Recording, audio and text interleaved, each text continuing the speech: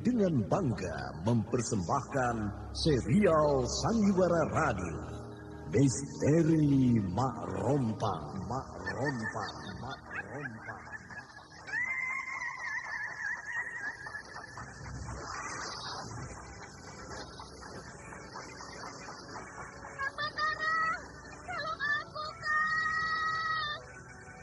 Cepat kemari, Wulan.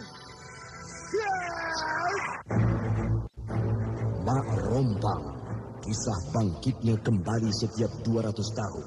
Seorang anak manusia yang dapat berganti wajah dan wujud. Terkadang menjadi seorang gadis cantik teramat cantik. Terkadang menjadi seorang nenek tua renta buruk rupa yang selalu menimbulkan prahara dan malapetaka mengerikan bagi umat manusia.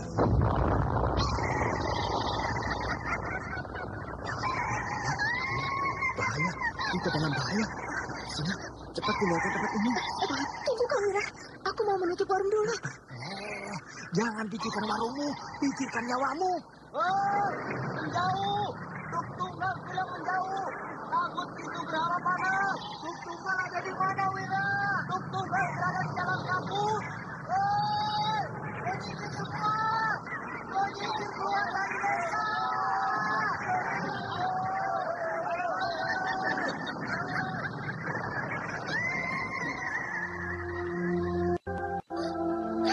Kang Batara bicara sungguh-sungguh. Iya, karena saya mencintaimu, Wulandari.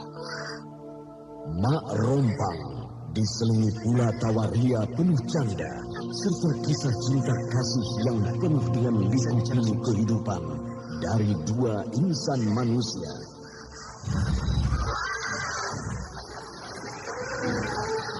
Awas di belakangmu, Wulandari!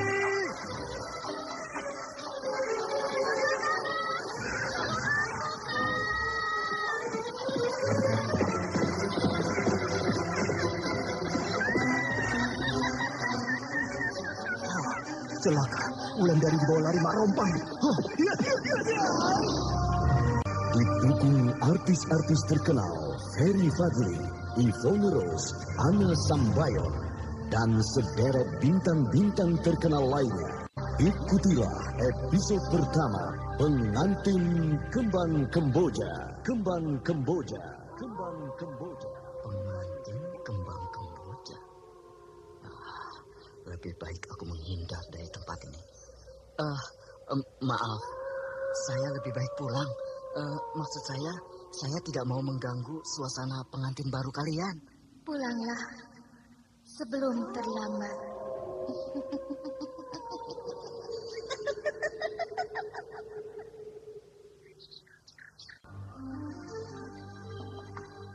Naskah buah karya Asmadi Syafar. Gunung Sumbing tampak agak berwarna merah terkena sinar matahari sore. Sedangkan hutannya yang menghijau tersaput awan yang berarak di lerengnya. Di kaki gunung tampak sebuah desa kecil yang cukup terpencil. Sedangkan di dekat desa itu mengalir sebuah sungai kecil yang sering disebut sebagai Kalimati oleh penduduk desa. Desa Sendang Karang.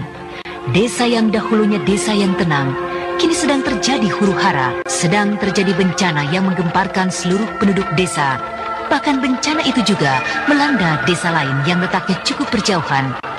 Sehingga penduduk desa Sendang Karang hidup dalam bayang-bayang ketakutan yang teramat sangat, terutama bila siang sudah berganti dengan malam.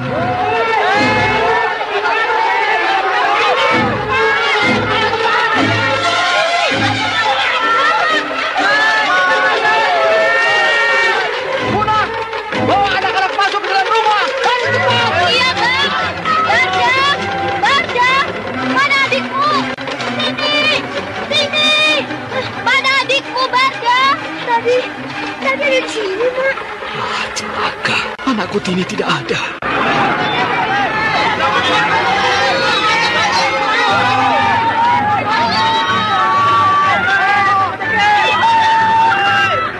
Barda, di mana adikmu?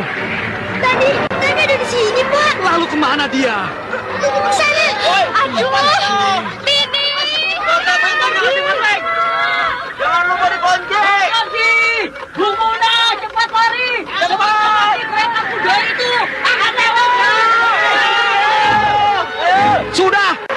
dan emakmu masuk ke dalam rumah. Biar bapak yang mencari Tini. Aku ikut, Pak. Aduh, jangan. Sebentar lagi hari akan senja. Kereta pembawa bencana itu pasti lewat. Hati-hati, Pak. Datang. Ayo cepat. Cepat masuk kalian. Ayo, Pak. Ayo, cepat masuk ke dalam rumah. Iya, ya.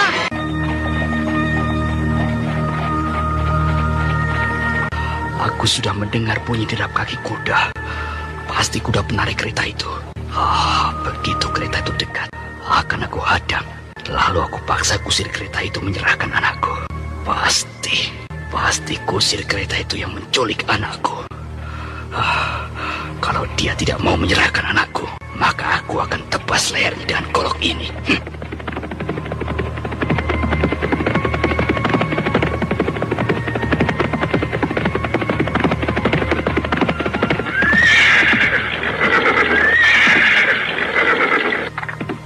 Hei, Tarji, kenapa kau hadang kudaku? Kau, Siman? Ada apa? Kenapa kau tidak masuk ke dalam rumah? Sebentar lagi kereta itu lewat di sini. Mana kereta itu? Sudah berada di ujung desa. Aku akan tebas leher kusirnya. Kalau anakku tidak diserahkannya kembali padaku. Anakmu? Ya. Kenapa anakmu? Anakku Tini tidak ada. Aku yakin kusir kereta kuda itu telah menculik anakku. Tarji, kereta itu datang.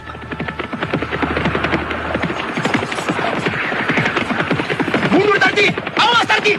Kereta itu sudah dekat! Tini! Tini! Lihat! Tini!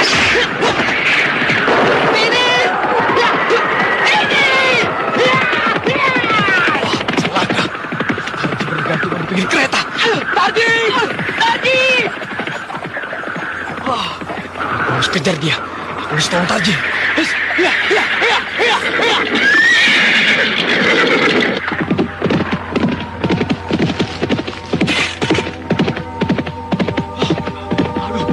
Terjatuh.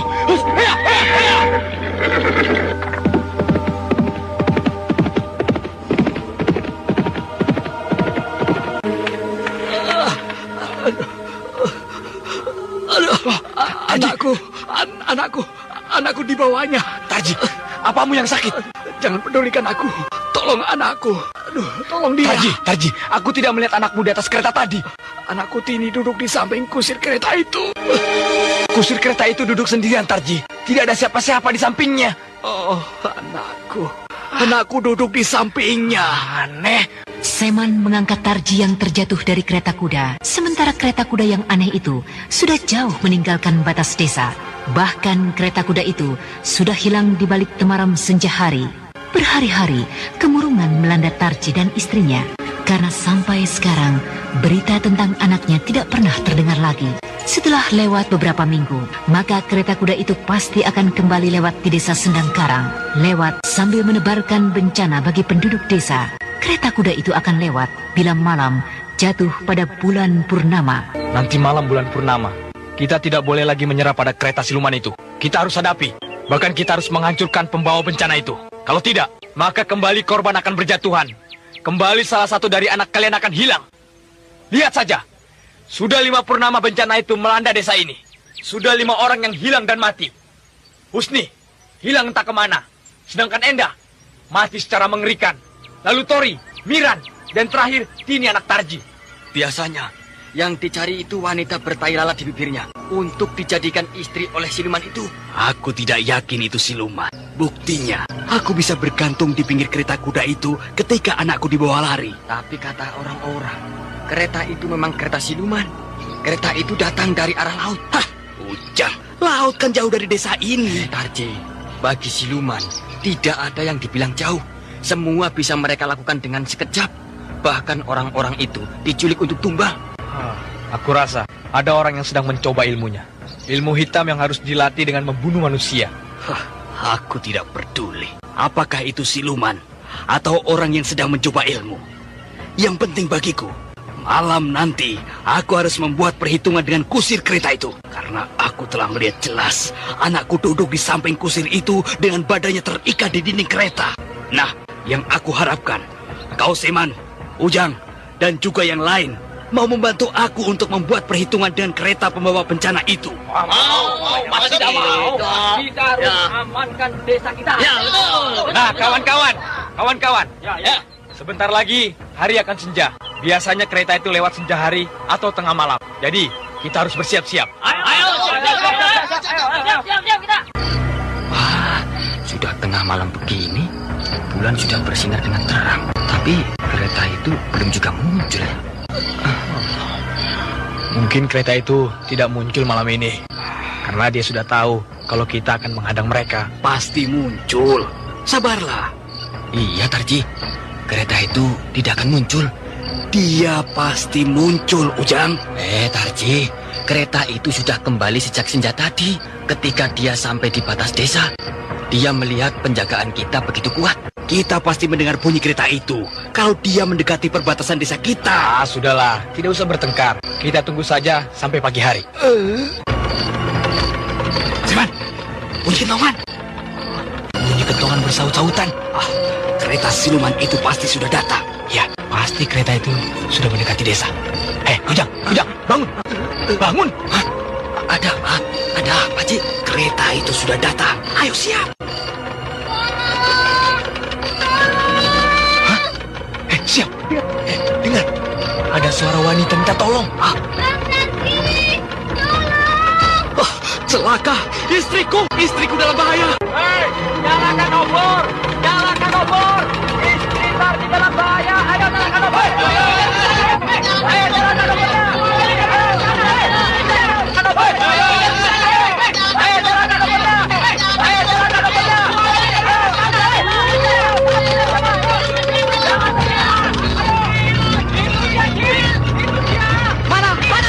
Mana? Dia di sana! Ayo!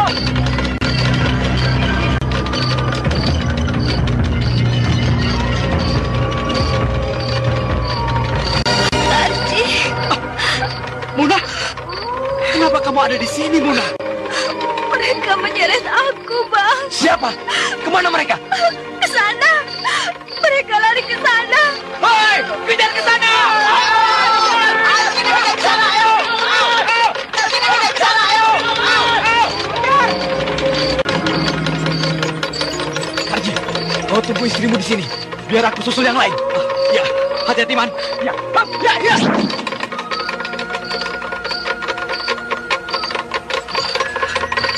Siapa yang membawamu kemari, Muna? Orang. Ada 3 orang yang menyeretku sampai di sini, Bang. Kau kenal dengan ketiga orang itu? Tidak. Mereka berpakaian hitam-hitam. Mereka ingin menemui Bang Tarji. Mereka ingin membuat perhitungan dengan Abang. Karena kereta kuda mereka rusak, Abang gantungi. Ajar. Itu sebabnya mereka datang tidak memakai kereta kuda. Mereka hilang, Ji. Aku tidak dapat mengejar mereka. Ujang mana? Ujang masih menunggu di batas desa. Kata orang-orang, yang menyeret istrimu ini ada 3 orang. Mereka berpakaian hitam-hitam. Aku yakin bahwa mereka itu bukan siluman, bukan dedemit, tapi pengacau. Pengacau dari desa lain. Tarji, cepat sedikit. Betul ini, Siman? Betul, Ji.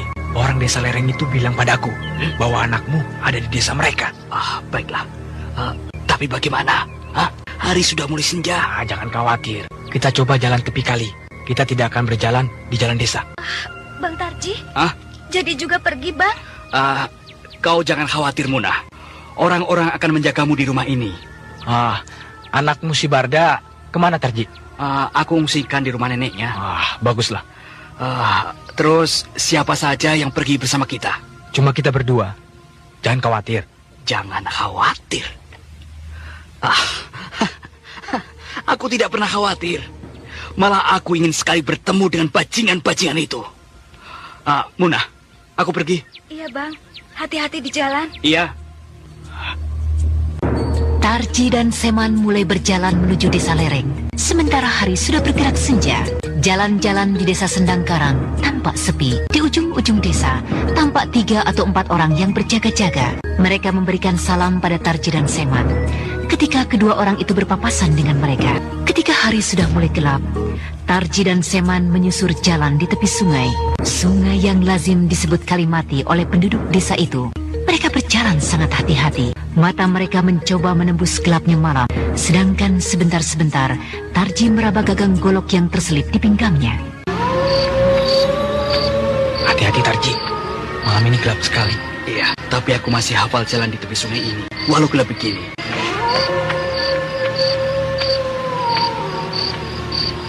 Siman, Ada apa? itu, lihat, seperti benda hanyut. Mana? Itu. Nah, dia tersangkut di dekat batu sungai. Ya mungkin batang pisang. Coba, nyalakan obormu. Ya baik. Hah?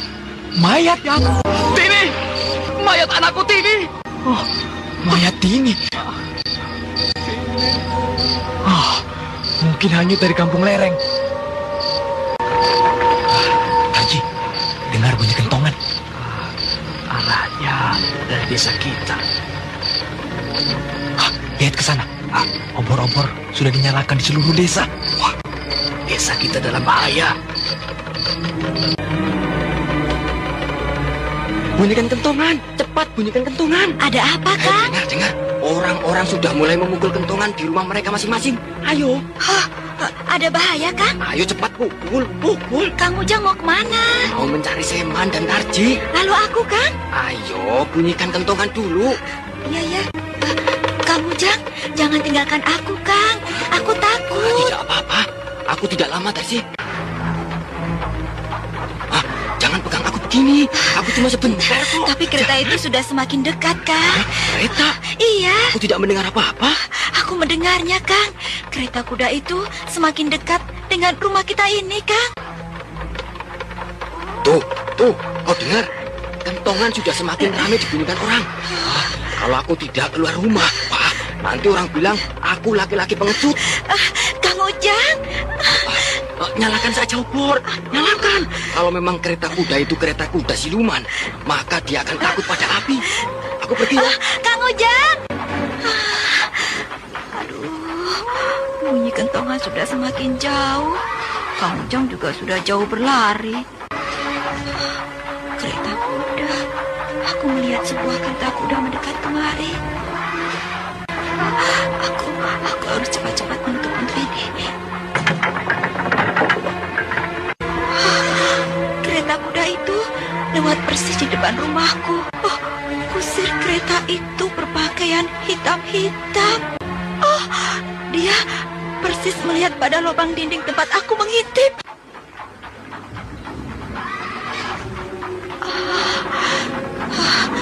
Sudah lewat. Kereta itu sudah lewat. Tapi kenapa kusir kereta itu melihat persis pada lubang dinding ini? Dia persis melihatku. Wajahnya mengerikan. Lebih-lebih terkena sinar lampu kereta kudanya. Rambut. Ada sehelai rambut panjang jatuh ke mukaku. Rambut apa ini? Kasar dan sangat hitam. Jatuh selembar lagi. Ada rambut terurai panjang dari langit-langit rumahku. Rambut apa ini? Rambut siapa ini? Rambut ini bergerak ke arahku. Kang Ujang! Kenapa pintu rumah ini tiba-tiba tidak bisa dibuka? Aku harus lari kemana ini? Darah menetes satu-satu dari ujung rambut itu. Darah ini menetes di mukaku. Kang Ujang, tolong aku, Kang. Rambut ini mulai membelenggu.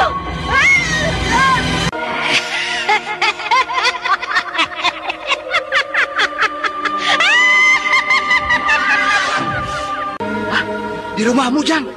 Di rumahmu kereta itu berhenti. Istriku dalam bahaya. Ayo, kita kepung rumahmu. Ayo. Tenang dulu. Kita tidak boleh gegabah. Jang, lihat Jang. Seseorang itu membopong istrimu ke atas kereta. Ayo kita aja.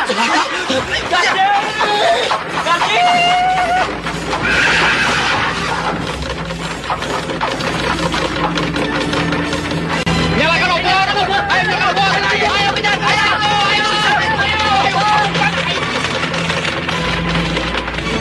Benar, Dastam. Istriku tidak ada. Aku kan bilang, istrimu itu dibawa oleh kusir kereta itu. Darsi! Darsi! Ayo, kita kejar! Ayo kejar! Kembali satu korban jatuh di desa Sendang Karang. Dan kembali pula desa menjadi gempar pada malam itu. Sementara Ujang, suami Darsih, masih mencari kesana kemari. Bahkan seluruh laki-laki di desa itu turut mencari. Namun Darsih tidak dapat mereka temukan. Darsih hilang bersama kereta siluman itu. Hari kini sudah beranjak siang. Angin semilir bertiup di antara panasnya matahari. Sedangkan penduduk desa Sendang Karang masih murung dan cemas.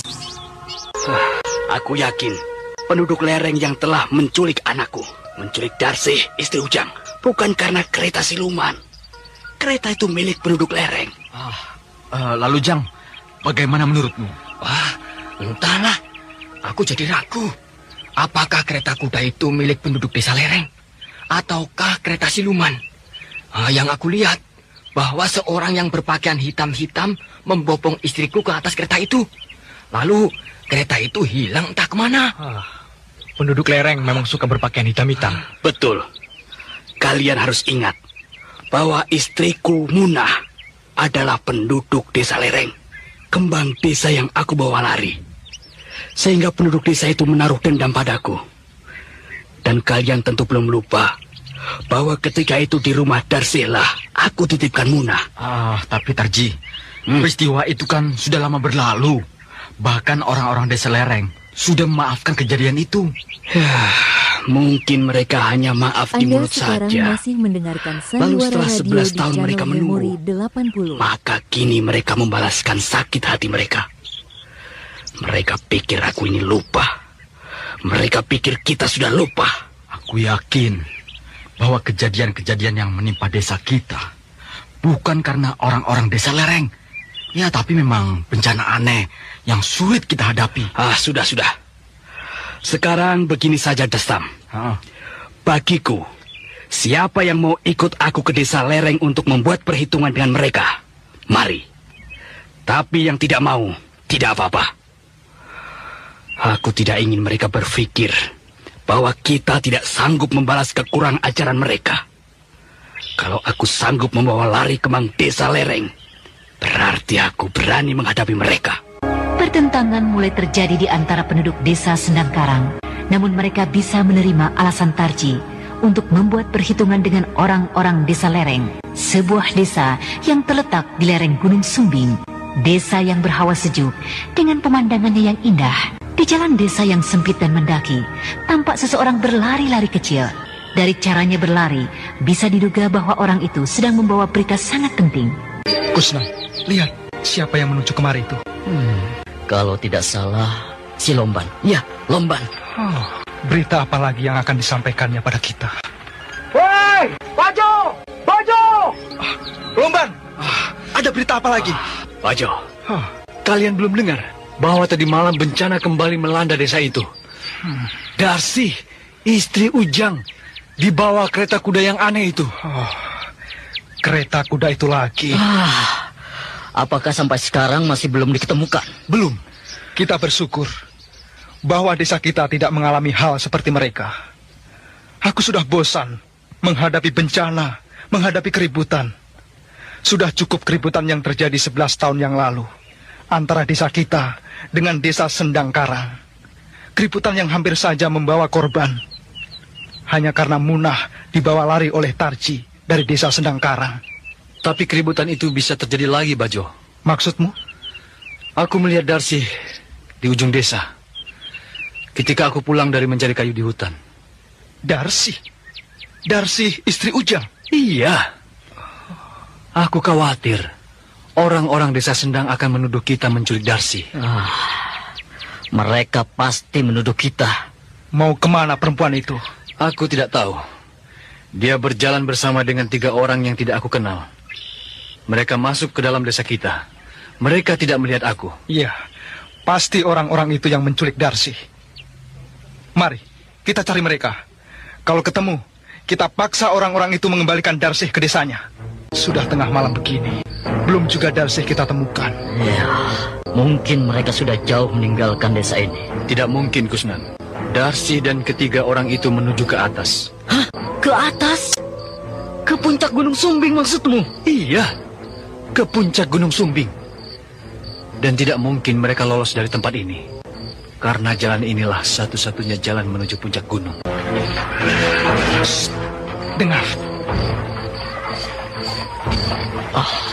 Coba kalian dengar. Ini kereta kuda. Iya, kereta kuda dari Gunung Sumbing. Kereta kuda dari puncak gunung. Bagaimana kereta itu bisa lewat jalan sempit dan terjal ini? Shh, lihat, lampu lentera kereta itu sudah tampak. Kereta kuda itu menuju kemari. Kereta kuda itu akan melewati jalan ini. Mari kita sembunyi. Ya, ayo, kiat.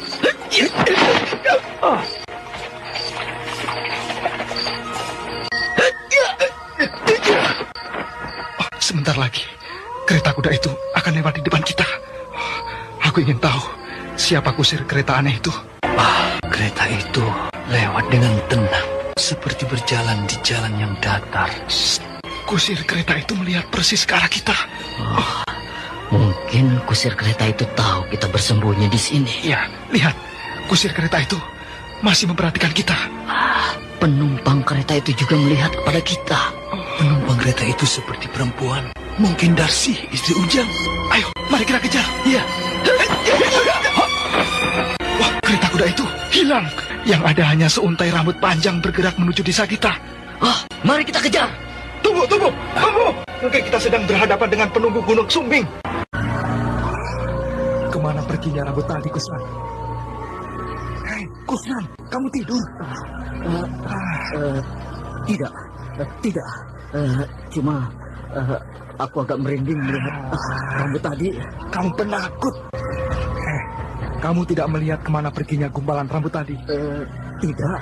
Kamu, Lomban? Juga tidak. Mungkin sudah masuk ke dalam desa. Mari kita kejar. Ayo jalan. Iya. Berhenti. Lihat, ada orang menuju kemari. Iya, aku melihatnya. Mungkin kusir kereta itu. Kita siap-siap menghadapi orang ini. Hei, siapa itu? Seperti suara Bang Pardi. Hei, jawab. Bang Pardi ya? Ya, siapa kalian? Aku Bang, Bajo. Aku bersama Kusnan dan Lomban. Sialan. Kalian yang memukul kentongan? Iya, Bang. Ada apa? Kami tadi mengikuti sebuah kereta kuda yang datang dari puncak gunung, Bang. Lalu tiba-tiba kereta kuda itu hilang. Yang tampak hanya segumpal rambut panjang bergerak memasuki desa. Rambut panjang? Iya, Bang. Anda sekarang masih mendengarkan Sandiwara Radio di channel Memori 80. Yang aku lihat hanya sebuah kereta kuda keluar dari desa ini. Kemana, Bang? Kemana kereta kuda itu perginya? Bang, kemana, Bang? Terus ke bawah. Mungkin menuju desa Sendangkarang. Desa Sendangkarang? Hei, kemari semua. Ayo. Bang Pardi membawa orang-orang desa. Mereka keluar rumah karena mendengar kentongan. Hei, nyalakan obor-obor kalian. Ya, Bang. Bang. Wah, banyak sekali. Kalian lihat, ternyata yang memukul kentongan itu adalah Bajo, Kusnan, dan Lomban. Mereka melihat kereta kuda dari arah sana. Persis seperti apa yang aku lihat. Hah? Kereta kuda. Di mana ada kereta kuda? Siapa yang bawa kereta kuda? Sudah. Siapa ya? Kalian jangan berdebat, tidak ada gunanya. Walau kalian tidak melihat, tetapi aku dan mereka bertiga melihat kereta kuda itu. Nah, kita harus berjaga-jaga demi keselamatan desa kita.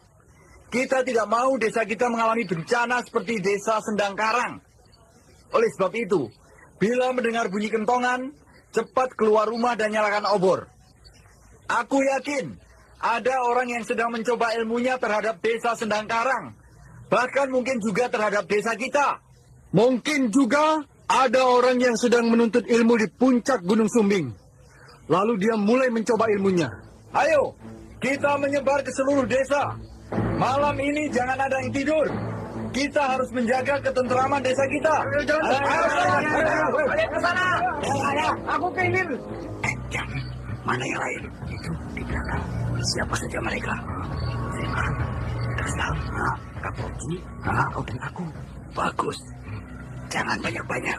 Yang penting mereka itu adalah orang-orang andalan di desa kita. Cepat sedikit. Ayo, cepat sedikit. Sebentar lagi hari pagi. Lagi. Lewat mana kita? Ya, seperti kemarin. Lewat tepi kali mati. Tunggu. Kalian dengar? Bunyi kereta kuda. Kereta kuda. Bagus. Mereka datang. Sekarang kita hadapi dulu kereta kuda itu. Baru kita membuat perhitungan dengan orang-orang desa lereng. Tidak usah. Kita hadapi saja berlima. Siap semua. Kereta itu sebentar lagi akan melewati tempat ini. Siap semua. Saja. Kita semua sudah siap. Cepat betul kereta itu lewat di hadapan kita. Lomban! Ada apa tadi? Kusir kereta itu si Lomban. Lomban penduduk desa lereng. Hei! Lomban! Berhenti kamu! Ayo kejar! Tunggu. Betul kusir kereta itu si Lomban? Pasti. Aku tidak salah lihat. Apalagi hari sudah terang tanah begini. Ayo, kita kejar. Kejar-kejaran antara kereta kuda yang aneh dengan Tarji, Seman dan lain-lain dimulai. Sementara hari menjelang pagi, burung-burung sudah mulai berkicau. Kereta kuda menuju perbatasan desa Sendangkarang dengan kecepatan yang cukup tinggi, sehingga membuat Tarji dan kawan-kawannya berlari sekuat tenaga untuk bisa memperpendek jarak. Makin lama, jarak kereta kuda itu semakin jauh, bahkan akhirnya terlihat samar-samar di balik kabut pagi yang cukup tebal. Tarji dan kawan-kawannya tertinggal semakin jauh, namun mereka tidak berhenti.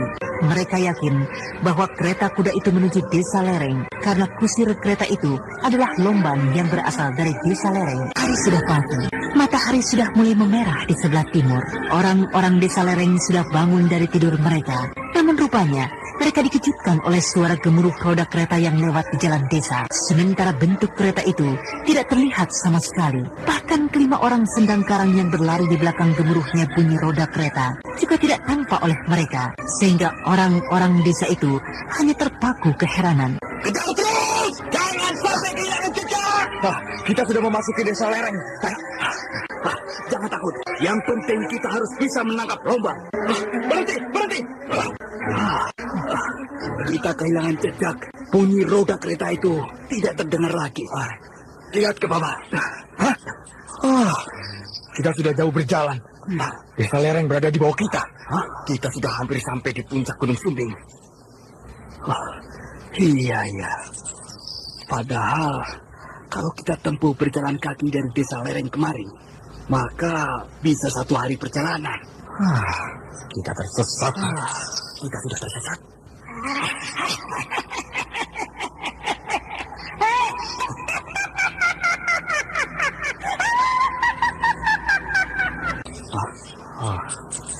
Kita sudah memasuki hutan yang angker. Orang-orang desa lereng telah mempermainkan kita. Mari kita turun ke desa lereng. Apakah tidak sebaiknya kita pulang saja?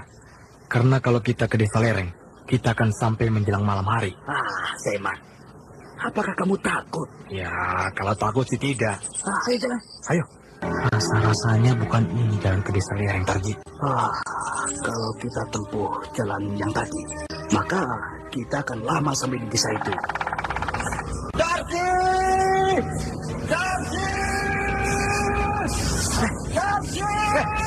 Ujang, mana Darsi? Itu Darsi. Ujang, awas! Darsi!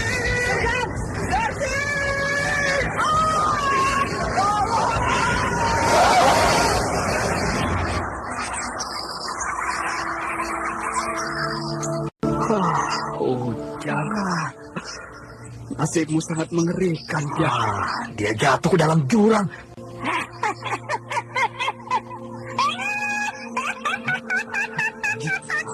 Dengar suara tertawa itu?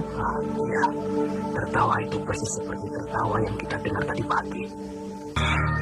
Bagaimana Bang Pardi? Sudah malam begini, Lomban belum juga kembali. Apa perlu kita cari ke puncak gunung? Sebaiknya besok pagi saja, karena jalan ke puncak gunung itu berbahaya. Kita pasang obor sebanyak mungkin. Jangan, berbahaya. Suara kereta kuda. Iya. Kau dengar, Kusna? Iya. Kita tunggu apa yang akan terjadi.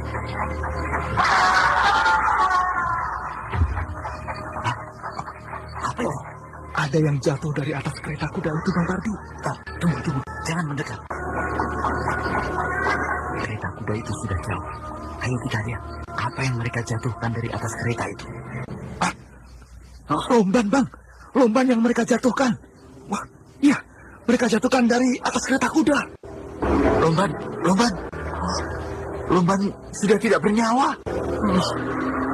Lomban? Mereka bunuh. Kurang ajar. Apa mau mereka? Siapa mereka sebenarnya? Desa kita mulai mendapat bencana. Bang Pardi, ada orang datang. Siap-siap kalian. Nampaknya bukan orang desa kita. Hei, siapa kalian? Siapa kalian? Aku Taki, dari desa Sendangkarang. Oh, kau. Aku tidak melihatmu dengan jelas, karena malam ini agak gelap. Siapa kalian? Aku Pardi. Di sebelahku Kusnan dan Bajo. Oh, kebetulan kalau begitu. Aku, Dastam, dan Seman ingin bertemu dengan kawan kalian yang bernama Lomban. Lomban? Iya. Dia telah melarikan Darsi, istri Ujang. Ujang? Mana si Ujang itu? Ujang telah jatuh ke dalam jurang di puncak Gunung Sumbing. Aku turut berduka cita atas kematian Ujang. Nah, atas nama Ujang, aku ingin menuntut balas pada Lomban. Karena dia telah melarikan Darsi dengan sebuah kereta kuda. Kau jangan menuduh sembarangan, Tarji. Aku tidak menuduh sembarangan. Tapi aku punya bukti. Apa buktimu? Buktinya? Hah? Husni hilang tak kemana. Lalu Endah mati. Menyusul Tori, Miran, dan terakhir anakku Tini. Hah? Dan kini Darsi kalian culik. Kalian larikan dengan kereta yang kusirnya adalah Lomban. Sabar, Tarji, sabar. Kau masih seperti dulu. Apa mau kalian, ha? Apa? Sabar. Kau lihatlah, siapa yang tergeletak itu. Lihatlah. Perhatikan baik-baik.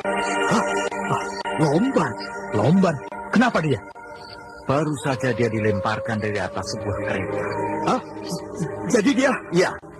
Lomban mati dibunuh oleh kusir kereta kuda itu. Aku jadi tidak mengerti.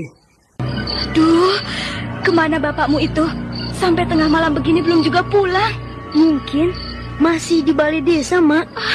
Tadi sore Mak lewat sana, tapi tidak ada siapa-siapa. Sepi-sepi saja. Atau mungkin di rumah Pak Seman, Mak. Entahlah. Tapi perasaan Mak tidak enak. Aduh, jangan-jangan bapakmu dapat bahaya. Nah, Barda, kamu dengar itu? Kentongan, Mak. Kentongan dipukul orang. Tapi jauh, Mak. Biar jauh, berarti ada bahaya. Desa kita kembali dalam bahaya. Aku pukul kentongan, Mak. Shh, tidak usah. Kita diam saja. Mak, bunyi kentongan makin banyak, Mak. Aku pukul kentongan juga ya, Mak. Tidak usah, Barda. Biar rame, Mak. Tidak usah. Biar orang tahu kalau kita di rumah. Barda, tidak usah. Ada orang di halaman rumah kita. Biar aku. Jangan dibuka. Bapakmu tidak ada. Muna. Nah, bapak, Mak.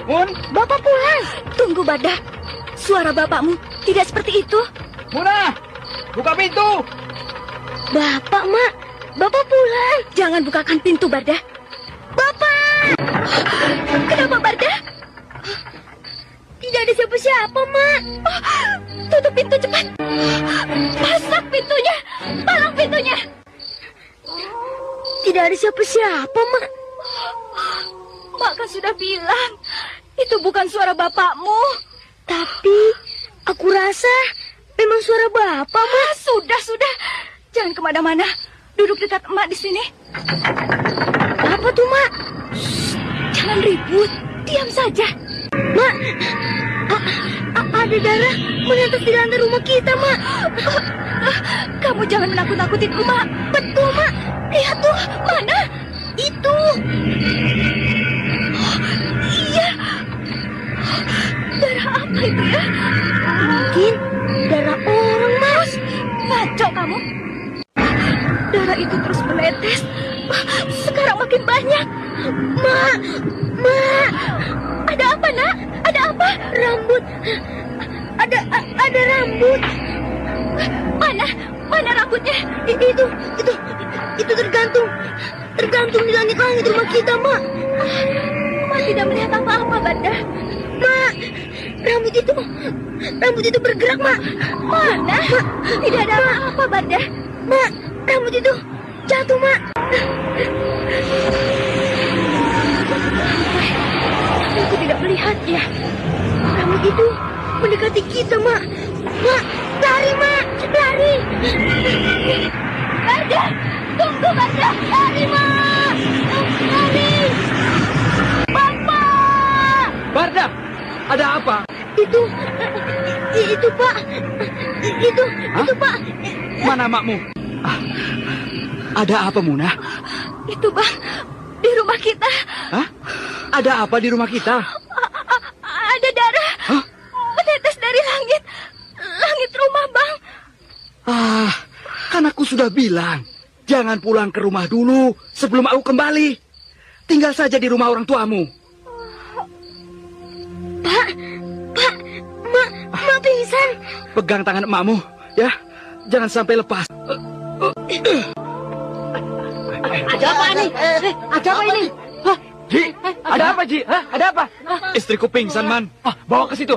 Hei, ayo Gontong. Bawa ke tempat yang terang. Awas, jangan kesenangan. Awas. Hei, yang lain ikut aku memeriksa rumah Tarji. Ya. Man, ayo. Kata istriku, dari langit-langit rumahku menetes darah. Entah darah siapa. Iya, akan aku selidiki. Dastam, temani aku. Ayo. Tidak ada apa-apa. Tidak ada darah yang menetes. Obormu, tolong dekatkan kemari, Dastam. Iya. Mungkin di sebelah sana. Tidak ada. Kalau ada darah yang menetes, lantai rumah ini pasti sudah penuh dengan darah. Seman dan Dastam masih memeriksa rumah kawannya Tarji, namun mereka tidak menemukan apa-apa di dalam rumah itu, kecuali pintu belakang yang tampak rusak, seperti bekas dibuka paksa. Bencana kembali melanda desa Sendangkarang, seperti orang-orang desa itu sedang dihukum karena berbuat dosa. Namun mereka tidak tahu dosa apa yang telah mereka buat, salah apa yang sudah mereka lakukan, dan siapa yang menghukum mereka. Matahari sedang bersinar dengan terik, burung-burung hinggap dan berlindung di balik rindang pepohonan, sedang desa Sendangkarang tampak sepi. Hanya ada beberapa orang tampak duduk-duduk di depan rumah mereka sambil berbincang-bincang. Ya, aku sudah dengar bahwa Sendangkarang sedang dalam bencana. Hanya aku tidak tahu kalau bencana itu menimpa keluargamu, Tarji. Untuk itulah saya datang ke tempat Tuk Tunggal siang ini. Tuk Tunggal jauh lebih pintar dari saya. Pengalaman hidup Tuk Tunggal tentu jauh lebih banyak dibandingkan saya yang masih muda ini. Dan yang paling penting, bahwa Tuk Tunggal Anda bukan sekarang sembarang masih orang. mendengarkan Sandiwara Sehingga Radio memang di channel pantas Memori kalau Tuk 80. Tunggal adalah tempat bertanya bagi saya. Ya. Sudahlah. Apa yang akan kau tanyakan padaku, Tarji? Begini Tuk Tunggal. Siapa sebenarnya yang benci padaku, Tuk? Sehingga sampai hati dia menganiaya keluargaku. Bahkan anak perempuanku tega dia bunuh.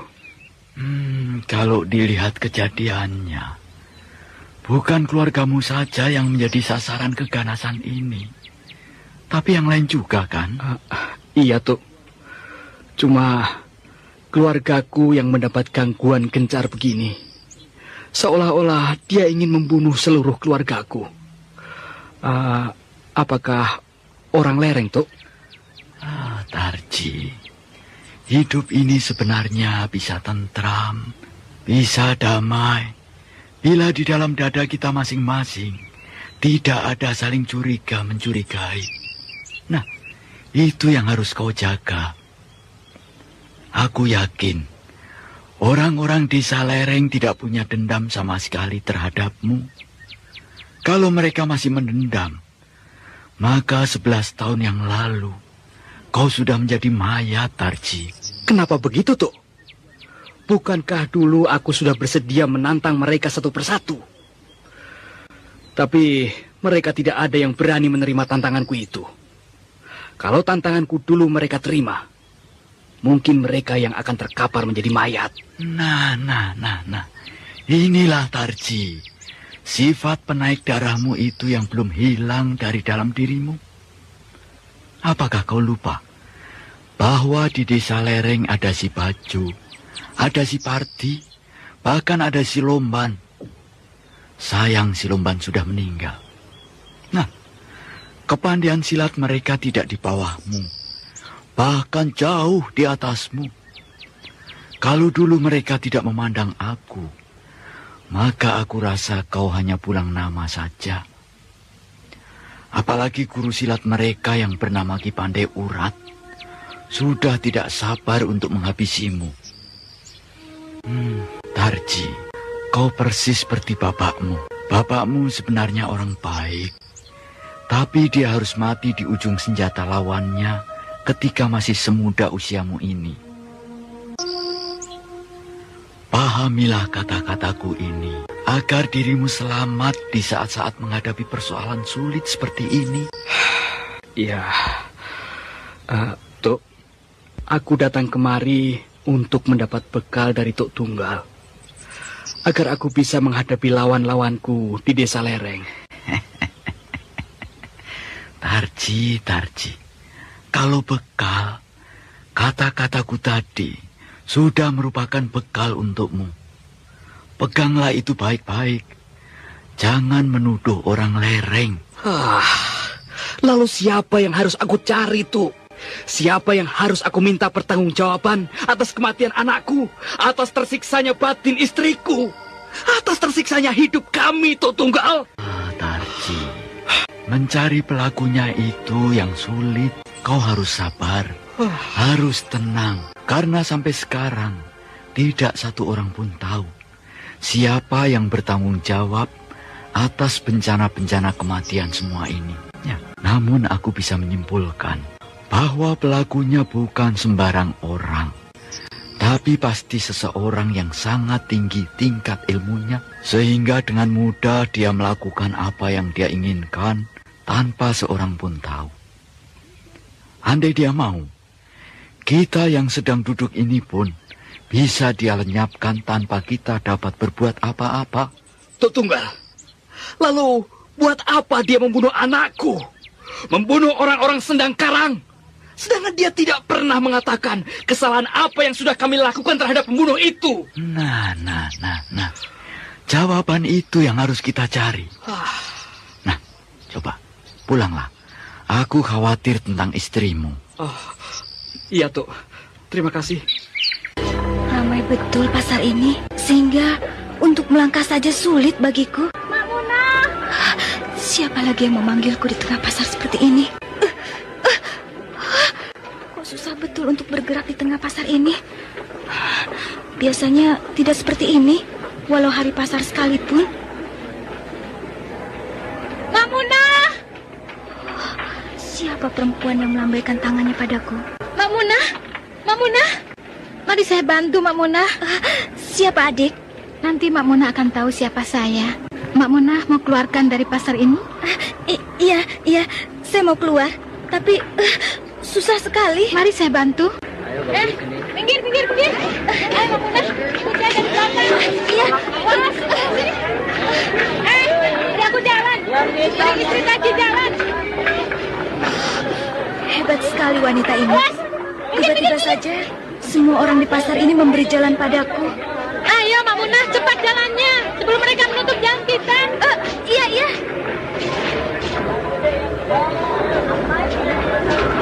Nah, bisa kan kita keluar di dalam pasar ini? Ya, itu karena pertolongan adik. Kok pasar itu tiba-tiba sepi? Kemana orang-orang yang banyak tadi? Memang pasar itu tidak ramai. Kita kan tadi berdesak-desakan di dalam pasar itu. Itu hanya perasaanmu saja. Hah? Siapa kau? Kenapa tiba-tiba wajahmu jadi keriput begitu? Kenapa aku tiba-tiba ada di tengah-tengah hutan ini? Oh, rambut panjang itu ada di hadapanku. Wanita tadi kemana? Rambut itu membelitku.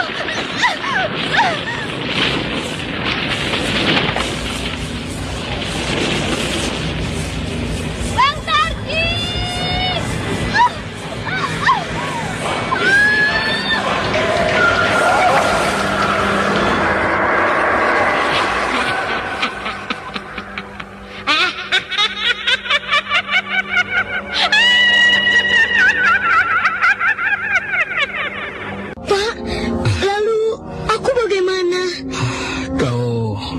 Khawatir anakku.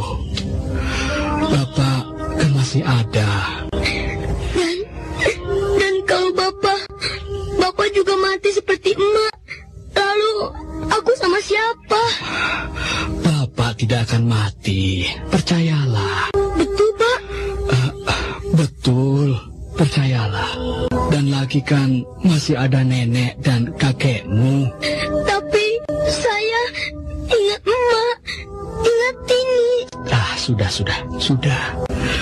Kamu tidak boleh nangis. Kamu anak laki-laki. Sebentar lagi kamu akan besar, akan jadi laki-laki yang hebat dan perkasa. Sehingga kamu akan bisa membalas kematian adik dan emakmu. Iya, sudahlah Barda. Kamu tidak boleh bersedih terus. Ayo, mari sama kakek. Ayo, cucuku. Emak, mau dibawa kemana, Kek Suto? Sebentar lagi emakmu akan dikuburkan. Emak. Ayo, angkat pelan-pelan yuk. Angkat. Jangan miring. Kau tidak mengiringkan jenazah istrimu, Tarji? Iya, Pak. Emak. Tuk tunggal. Aku sudah tahu, Tarji. Aku sudah tahu apa yang terjadi pada istrimu. Nah, ini jadinya Tuk Tunggal. Ini jadinya. Padahal aku sudah menahan sabar. Sudah tidak menuduh siapa-siapa. Tapi kenapa istriku harus mereka bunuh? Kenapa? Apa salah istriku? Kalau memang aku yang salah, kenapa tidak aku yang mereka cari? Kenapa tidak aku yang mereka bunuh? Duduklah, Tarji. Tidak baik bicara berdiri seperti itu. Setelah kau duduk, baru kita pikirkan apa yang harus kita lakukan. Baik, Tuk. Aku duduk. Nah, Tuk. Apa yang harus aku lakukan sekarang? Apakah aku berhenti? Diam tidak mau tahu siapa pembunuh istri dan anakku? Tarji, kau harus mencari siapa pembunuh orang yang kau cintai itu, Tarji. Jadi bukan berdiam diri saja. Hanya aku katakan padamu dulu, jangan mencari dan menyelesaikan persoalan ini dengan membabi buta. Dengan hati yang panas. Kau harus tenang. Bahkan kau harus sesabar mungkin. Karena engkau, bahkan kita semua sedang menghadapi lawan yang tangguh. Bahkan sebelum bertindak, lebih baik kita periksa diri kita terlebih dulu. Tuk Tunggal, periksa diri bagaimana? Apa maksud Tuk Tunggal? Ya, mungkin kau pernah menyakiti atau menghina seseorang tanpa kau sadari, sehingga orang itu dendam padamu. Dendam orang itu sudah keterlaluan, Tuk Tunggal. Dia sudah membalaskan sakit hatinya dan merenggut 2 nyawa keluargaku. Dan untuk ini, aku menantangnya dan menuntut balas, walau nyawaku taruhannya. Jangan bicara berteriak begitu, Tarji. Karena aku menjadi takut kalau bicaramu ini dibawa dan disampaikan oleh angin yang lalu. Aku tidak takut, Tuk Tunggal. Buat apa lagi hidup?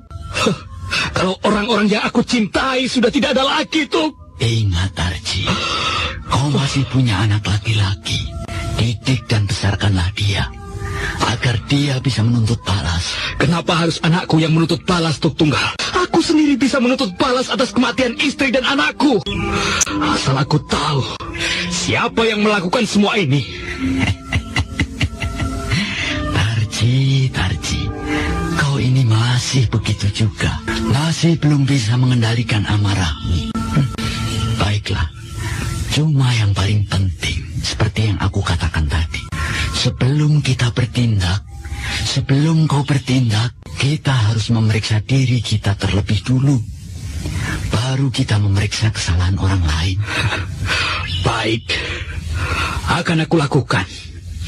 Tapi yang penting bagiku adalah hutang harta, bayar harta. Hutang nyawa, bayar nyawa. Ini, ayo, duduk di sini. Iya, ya. Lihat, kopimu sudah hampir dingin. Biarlah. Bagiku panas atau dingin, sama saja. Berarti kau sudah lama menungguku di warung ini. Iya, sudah. Sejak matahari berada di pucuk pohon ketapang itu. Bagaimana? Berita apa yang kau dengar? Berita tentang apa? Ya, berita tentang keluarga Tarji. Dengar, Tarji pergi kepada Tuk Tunggal. Betul begitu? Ya, kalau terjadi pada keluargaku pun, aku akan menghadap pada Tuk Tunggal. Iya.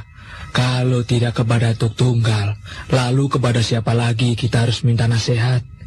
Karena orang tua itulah satu-satunya yang mengerti hal-hal seperti ini di desa kita. Dan bukan itu saja. Kejadian-kejadian semacam ini hanya Tuk Tunggal yang bisa mengatasi. Hanya Tuk Tunggal yang bisa menghadapi. Nah, lalu apa kata Tuk Tunggal? Begini, kata Tuk Tunggal, mungkin si Tarji pernah menyakiti hati orang, sehingga orang itu membalasnya, seperti sekarang ini. Kira-kira siapa orangnya yang berbuat seperti ini, Wira? Wah, kalau itu aku tidak tahu. Tapi si Tarji kan memang begitu. Semua orang ditantangnya. Semua orang di desa ini dianggap remeh. Sampai-sampai desa ini akan perang dengan desa lereng. Karena ulah dia, iya kan? Ya, tapi bagaimana dengan si Husni? Dia hilang begitu saja. Lalu si Miran, Enda, dan si Tori mati secara mengerikan. Ya, mungkin pembunuh itu salah alamat. Yang dituju keluarga Tarji, tapi yang kena orang lain. Tuk Tunggal bilang begitu? Bukan, ini hanya dugaan saja. Jadi apa sebenarnya salah Tarji sampai pembunuh itu menghukum Tarji seperti ini? Dia pernah berteriak-teriak menantang orang desa lereng 11 tahun yang lalu. Iya, aku tahu. Itu terjadi ketika dia membawa lari Munah dari desa itu. Iya, tapi Tarji kan menantang seluruh orang desa lereng. Bahkan dia bilang, setan belang pun dia tidak takut. Nah, untung saja orang desa lereng masih menghargai Tuk Tunggal. Kalau tidak, maka desa kita akan rata dengan tanah. Masa Tarji menantang begitu? Betul. Dan tampaknya waktu itu Ki Pandai Urat sudah tidak sabar untuk menghukum si Tarji. Ya, kalau sampai Ki Pandai Urat yang turun tangan, siapa yang sanggup menghadapinya? Kecuali Tuk Tunggal. Karena Ki Pandai Urat adalah pendekar yang bisa ilmu luar dan ilmu dalam. Jangan-jangan Ki Pandai Urat yang melakukan semua ini, Wira? Jangan keras-keras. Orang yang duduk di sebelahmu itu memperhatikan kita dari tadi. Maaf Kisanak, pembicaraan Kisanak berdua dari tadi sangat menarik bagi saya. Apa boleh saya memberikan keterangan sedikit? Rasanya Kisanak seperti bukan orang desa ini. Saya belum pernah melihat Kisanak. Ya, saya memang bukan orang desa ini. Hanya kebetulan saya lewat dan mampir di warung ini. Siapa nama Kisanak? Daksa, saya berasal dari desa yang jauh. 2 hari 2 malam kalau ditempuh berjalan kaki dari sini. Di mana letaknya desa Kisanak itu? Ya, di balik Gunung Sumbing itu. Wow. Tapi saya tahu persis kenapa Tarji mendapat bencana seperti itu. Kisanak kenal dengan Tarji? Tidak. Tapi aku tahu apa yang telah dibuat Tarji, sehingga dia mendapat bencana yang mengerikan itu. Apa yang telah dilakukannya? Dia pernah berada di hulu sungai Tembesi, induk dari Kalimati yang mengalir di desa ini. Tapi dia sudah berbuat yang tidak pantas di sana. Apa yang sudah dilakukannya? Ketika dia membawa lari Munah 11 tahun yang lalu, dia bermalam di sana dengan beberapa kawannya. Lalu, ketika malam hari dia dinasihati oleh seorang perempuan tua agar Munah dikembalikan saja ke desanya. Malah dia menghina perempuan itu. Bahkan Tarji menikamkan belati ke dada perempuan itu. Tarji memang begitu. Padahal perempuan itu mengatakan yang sebenarnya. Tapi Tarji menganggap bahwa perempuan itu menghalangi niatnya. Lalu? Akhirnya perempuan malang itu mati. Tarji dan kawan-kawannya meninggalkan mayat perempuan itu begitu saja. Tidak berapa lama, orang-orang desa lereng sampai pula ke sana. Namun mereka tidak menemukan Tarji dan kawan-kawannya. Mereka hanya menemukan mayat perempuan itu. Tapi sayang, mayat itu tidak mereka urus sebagaimana mestinya. Malah laki-laki yang bernama Lomban menendang mayat itu ke sungai Tembesi. Sedangkan kawan-kawannya tertawa melihat kelakuan Lomban. Kasihan perempuan tua itu.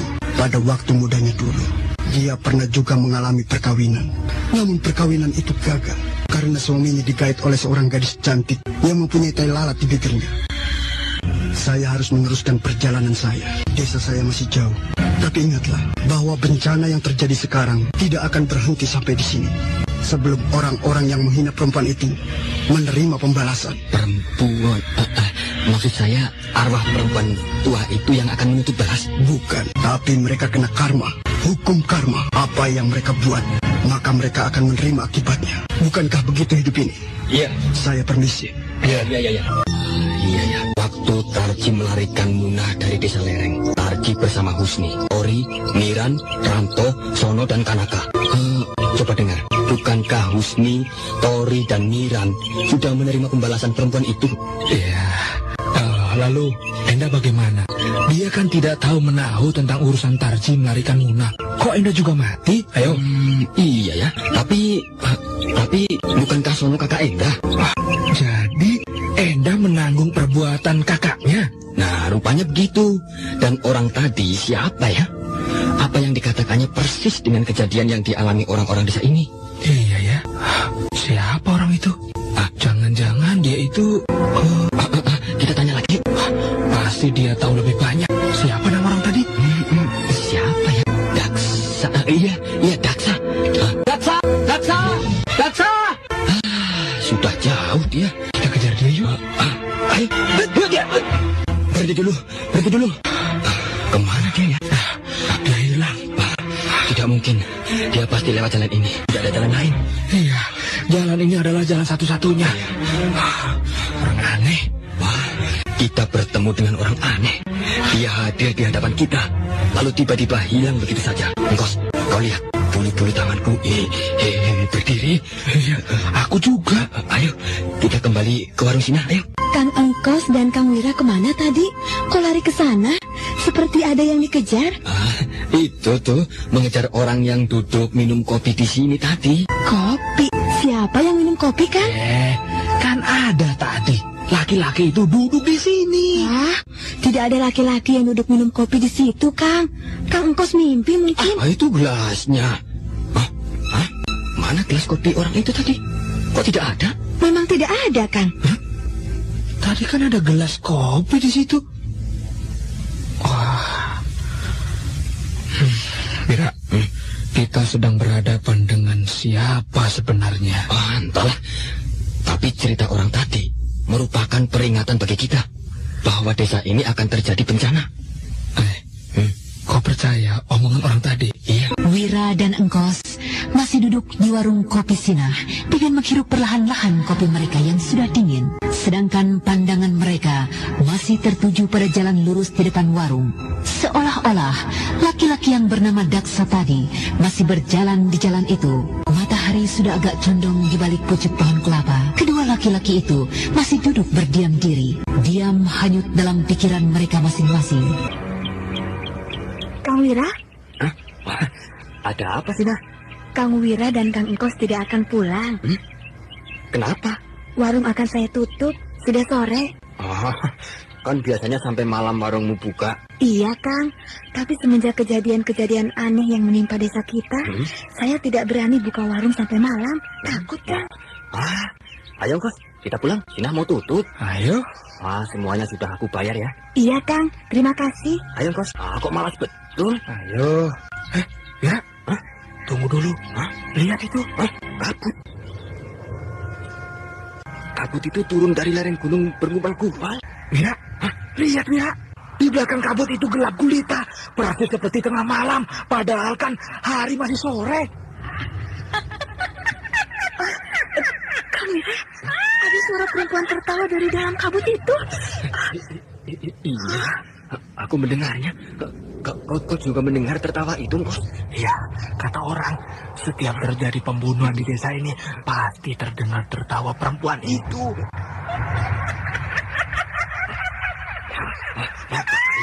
Bahaya, kita dalam bahaya.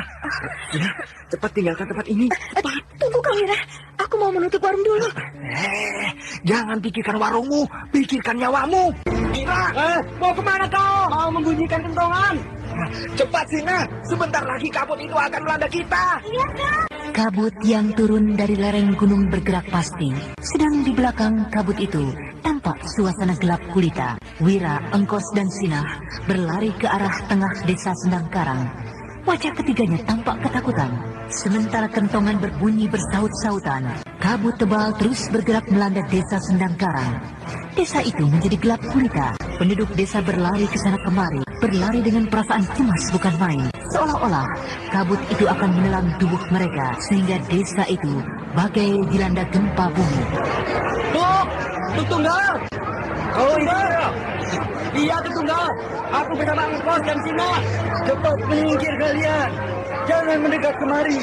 Kabut ini berbahaya. Kabut ini berhawa panas. Menjauh! Tuk Tunggal bilang menjauh. Kabut itu berhawa panas. Berada di mana, Wira? Tuk Tunggal berada di dalam kabut. Menyingkir semua! Menyingkir keluar dari desa!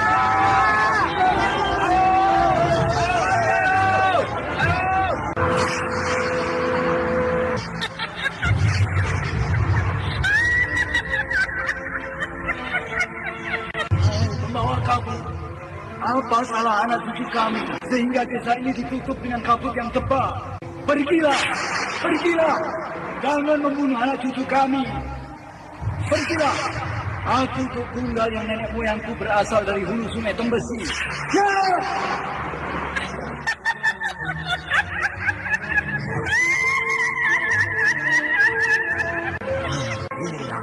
Akhirnya kabut panas itu hilang. Ternyata aku dapat mengusirnya. Tuk Tunggal tidak apa-apa? Tidak. Anda sekarang masih mendengarkan Sandiwara Radio di channel Memori 80. Rasa-rasanya tidak ada yang meninggal, Datuk.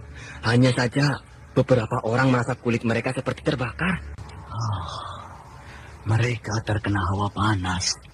Bawa mereka ke rumahku, biar aku obati. Iya, Tuk. Hei! Kenapa itu? Kenapa mereka, Engkos? Tuk Tunggal, Tuk. Ada apa, Engkos? Sono, Tuk. Sono mati. Pasti dia terkena kabut tadi. Iya, Tuk. Tubuhnya hitam, seperti terbakar. Akhirnya makan korban juga dia. Engkos, Sono ternyata sudah membayar perbuatannya. Bajo, kau merasakan sesuatu malam ini? Iya, Bang. Rasanya malam ini agak aneh. Kita harus hati-hati. Siapa tahu kita akan mengalami sesuatu. Bang Pardi niatnya jelek. Bukan niat, Bajo. Tapi ini perasaanku. Kawan-kawan yang lain juga keluar malam ini. Semua keluar. Kita tidak mau kejadian seperti di desa Sendang Karang terjadi di sini, Bang. Iya, kabut panas itu sudah menelan korban. Kalau tidak salah, si Sono yang jadi korban. Iya, memang dia. Padahal aku masih dendam terhadap dia. Ingin rasanya aku merobek mulutnya kalau bertemu. Ya, dia yang memanas-manasi si Tarji ketika mereka kita kejar 11 tahun yang lalu. Bang Pardi, Bang Pardi melihat itu seperti seseorang sedang berjalan ke arah kita, Bang. Iya. Siapa itu? Hei, siapa itu? Siapa itu? Rasa-rasanya orang ini bukan penduduk desa kita. Iya, aku sudah siap, Bang. Kau siap? Aku akan menghadang orang ini. Iya. Berhenti. Siapa Kisanak? Maaf, saya orang jauh. Mau apa Kisanak masuk ke desa ini malam hari? Saya kebetulan saja lewat di desa ini. Apakah Kisanak tidak tahu bahwa desa kami sedang dalam bahaya? Maaf, hanya tahu sedikit. Sekarang coba bilang, apa sebenarnya maksud Kisanak masuk ke desa ini? Kan saya sudah bilang, saya hanya kebetulan lewat di desa ini. Saya mau pulang ke desa saya. Di mana desa Kisanak? Jauh. Jauh di balik Gunung Sumbing ini. Siapa nama Kisanak? Nama saya Daksa. Apakah Kisanak akan melanjutkan perjalanan sekarang juga? Iya. Saya takut berada di desa yang terkena bencana, seperti di desa Sendangkarang. Jadi Kisanak tahu kalau desa ini juga terkena bencana seperti di Sendangkarang? Iya. Bukankah laki-laki yang bernama Lomban telah mati, sama seperti Miran, Tori, Ujang, dan yang terakhir Sono dari desa Sendangkarang? Rupanya Kisanak lebih tahu dari kami. Oh, tidak juga. Hanya dengar dari orang-orang. Tapi hati-hatilah, kawan si Lomban yang bernama Kusnan juga bisa mengalami nasib yang sama seperti si Lomban. Hah? Kenapa begitu? Karena si Kusnan pernah berbuat kurang ajar di hulu sungai Tembesi 11 tahun yang lalu. Maaf, saya harus meneruskan perjalanan saya karena desa saya masih jauh. Ya, silakan. Orang itu aneh, Pak Jo. Iya, Bang. Dia tahu semuanya. Daksa, laki-laki aneh yang berasal dari balik Gunung Sumbing itu, berlalu dengan cepat dari hadapan Bajo dan Pardi. Bahkan tanpa mereka ketahui, Daksa sudah jauh meninggalkan mereka di pinggir desa lereng. Daksa mengetuk sebuah pintu rumah. Dengan sigap, pemilik rumah itu membukakan pintu. Sementara di luar, malam gelap gulita menyelimuti seluruh desa lereng. Kau yang bernama Kusnan, bukan? Iya. Siapa Kisanak? Namaku Daksa. Daksa? Oh, Kisanak pasti bukan orang desa ini. Iya. Aku memang bukan berasal dari desa ini. Mau apa Kisanak kemari? Aku hanya mengabarkan padamu bahwa kaulah satu-satunya laki-laki desa ini yang tidak ikut ronda malam ini. Iya. Itu karena aku... Karena Kisanak mempunyai istri muda, kan? Apa urusan Kisanak dengan istriku? Kalau Kisanak mempunyai perasaan, pasti Kisanak akan pulang ke rumah istri tuamu. Aku selalu pulang ke rumah istri tuaku. Dan itu kalau hari giliran untuk dia sampai. Sayang, istri tuamu dalam bahaya. Mungkin Kisanak tidak akan ketemu dia lagi. Hah? Bahaya? Istriku dalam bahaya? Iya, cepatlah. Orang-orang desa ini sudah ramai berkumpul di rumahmu. Baik, aku akan ke sana. Tunggu. Kisanak mau kemana? Mau kembali ke rumah istri tua Kisanak. Kalau begitu, kita sama-sama ke sana. Ayo. Apakah Kisanak tidak khawatir meninggalkan istri muda Kisanak di rumah sendirian? Tidak, dia sudah biasa. Kenapa istri tuaku sebenarnya? Entahlah, tapi kata orang-orang dia pingsan. Ayo, cepat sedikit. Iya. Kenapa kemari? Memang kemari. Jalan ke rumah istri tuaku, bukan kemari. Memang kemari. Aku yang tahu jalan ke rumah istri tuaku. Aku juga tahu. Kita salah jalan. Kemana orang tadi? Kenapa tiba-tiba dia menghilang? Dia rupanya mencoba menipuku. Hei, Kisanak! Jangan coba-coba mempermainkan aku! Apa ini? Ada bayangan hitam tergantung di muka. Aduh, tiba-tiba leherku dibelit oleh rambut yang panjang.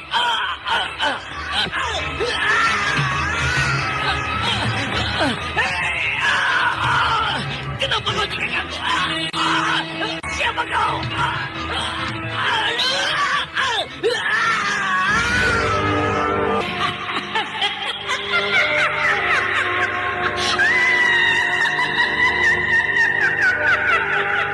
Demikianlah tadi serial Sandiwara Radio Misteri Mak Rompang, episode pertama, Pengantin Kembang Kemboja. Terima kasih atas perhatian Anda. Sampai jumpa.